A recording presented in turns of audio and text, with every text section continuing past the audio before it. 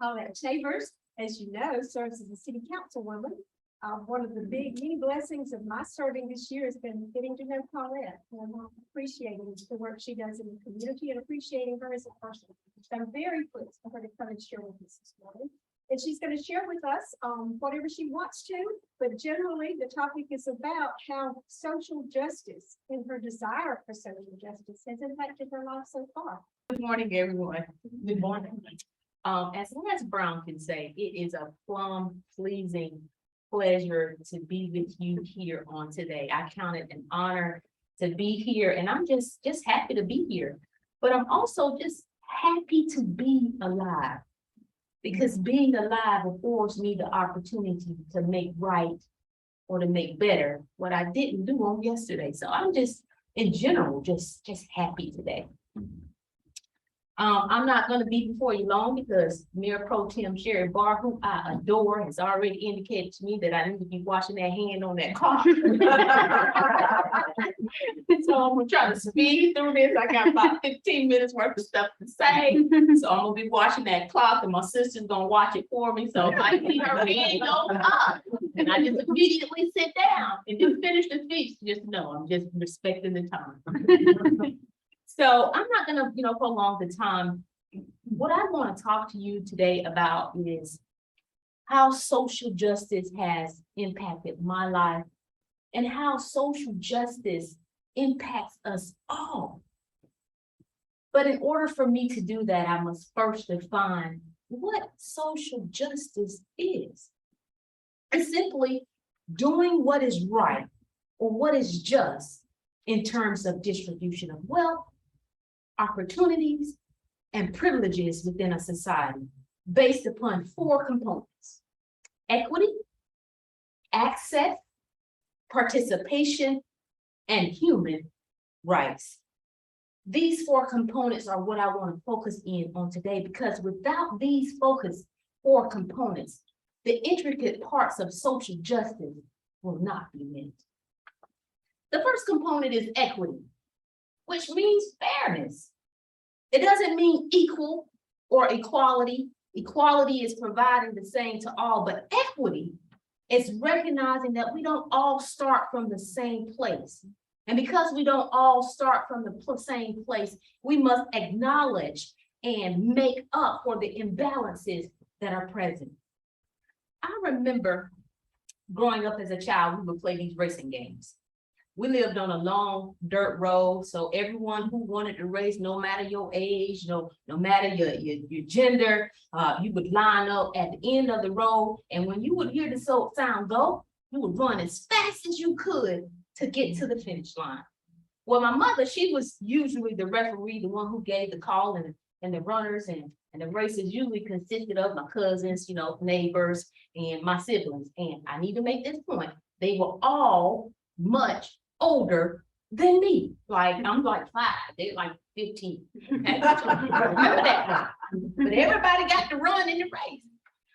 So my brother Donald, you guys probably know him. He's tall and slender. He was the fastest of us all. He was tall, slender, he was very agile. He had these long limbs that his stride was just, man, he was just fast. So when he would take off, he would just beat everybody in the race. He won all of the races. He won so many races that my sister Michelle, she just stopped running because she knew she couldn't beat him, and everybody else that was in the race, we know we were not going to get first place. So second place was our new first place. So a lot of them, they just kind of dropped out of the race. But me, I decided to stay in the race. But one day, my mom recognized that equity was not being enforced. So on this particular day, it was only me and Donald that wanted to race, and he already knew that he was going to beat me, and I already was getting ready to face my defeat until my mom says, this race is not going to be fair unless Paulette is given a head start. Well, Donald, he was the champion. He was okay with giving me a couple of feet. But when my mom says, no, we're going to give her a couple of yards, things changed. Yeah, so when things changed like this, Donald, I got my couple of yards, and Donald, he was way back there, and I was almost to the finish line. Remember, I'm fine. I'm almost to the finish line, and my mom yelled out, "On your mark, get ready, stand, go." And I was giving it all I could, but I could hear Donald in the back like a freight train, moving as fast as he could. I was giving it all I could, and he was giving it all that he could at that moment. And we ended up tying in that race on that day. And I learned a very important lesson through life as growing up. The lesson that I learned is the race will never be fair if equity is not enforced. The second one is access. Access is being allowed in, given permission, liberty, or the ability to enter. There is no social justice without equity, and there is no equity without access. Many have paved the way for me to have access into rooms and into spaces that my skin color or my gender would not allow. Susan B. Anthony fought for women's right, and specifically their right to vote, and Martin Luther King fought for Black people to have the right to vote. And because they fought so very hard for those rights, it gave me access to a seat on council, just because people were allowed the right to vote. And their vote made it possible, gave me access to that seat. The third component, y'all bear with me now, is participation. To take part in, to have a share in something common with others. There is no social justice without equity. There is no social justice without access. And there is no social justice without participation. It's kind of like making a team, having all the access to the team's amenities, but when it becomes game time, you are warming the bench. The game is being played before you. You have a courtside seat, but your talents and your skills lie dormant. It doesn't feel good to be a bench warmer when you know you can play ball. When you're allowed to take action or take part in the game, it makes you feel worthy of the win. It makes you proud, and it inspires hope in others. The fourth component, human rights. The right to life and liberty, freedom from slavery, the freedom of opinion, the freedom of thought, the freedom of religion, the freedom of expression, the freedom of education, regardless of your sex, regardless of your race, your nationality, your ethnicity, or any other status.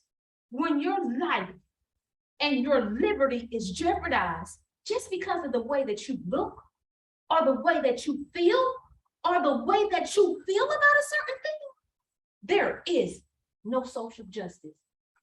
I remember being denied the opportunity to go to the restroom when I was in the 9th grade.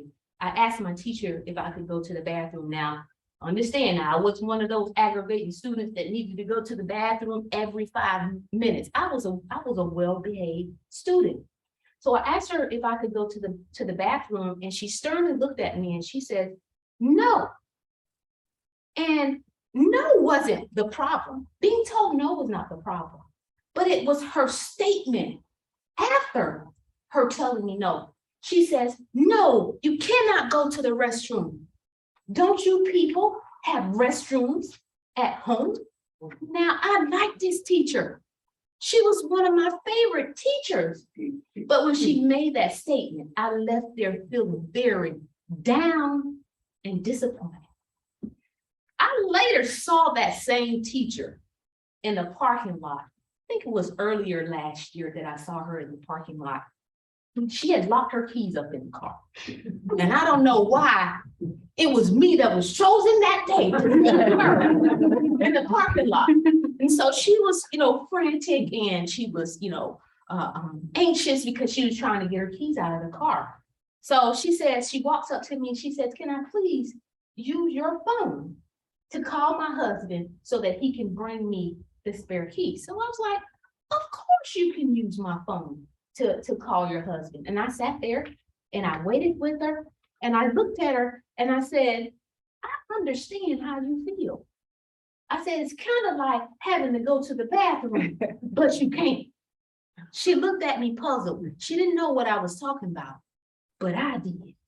And in that moment, I felt a little justified in her not allowing me to go to the bathroom in the 9th grade. So my point that I am trying to make is, when any piece of social justice is missing, like equity, access, participation, or human rights, it produces trauma and death of people like Tamir Rice, Trayvon Martin, Eric Garner, George Floyd, Michael Brown, Philando Castile, Breonna Taylor, and many more for no just reason or because their appearance deems them as threatening. When there is no social justice, you have children and adults suffering physically and mentally because they can't afford health care.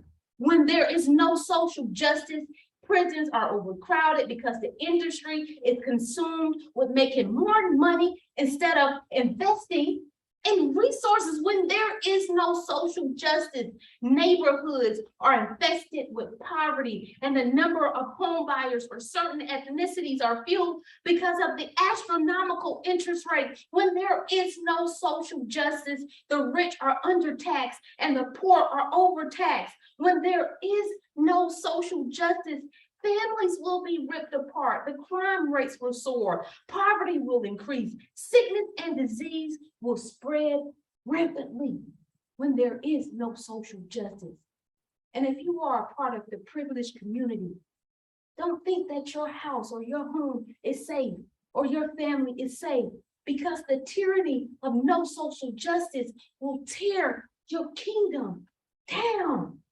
However, when there is social justice, a little Black girl can believe and hope for the best.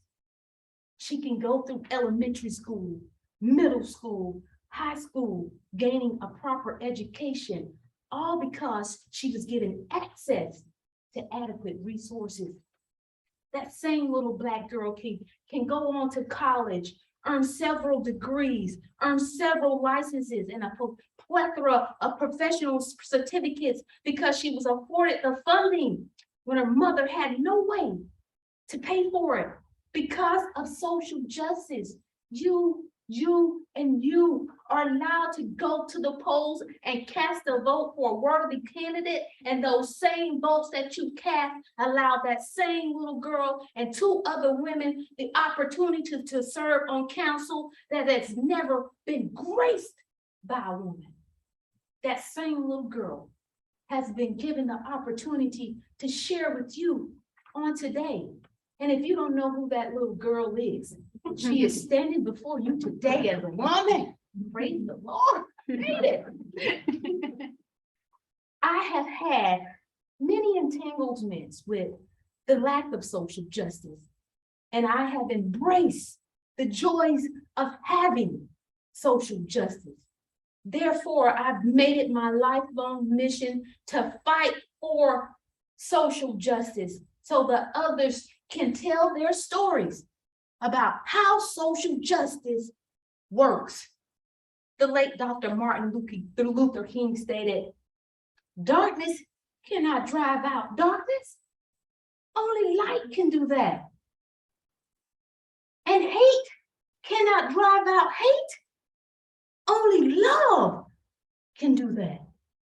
So as we face the darkness of injustice and the sting of hate, let us together use the luminant light of social justice and the power of love to drive it out. Thank you.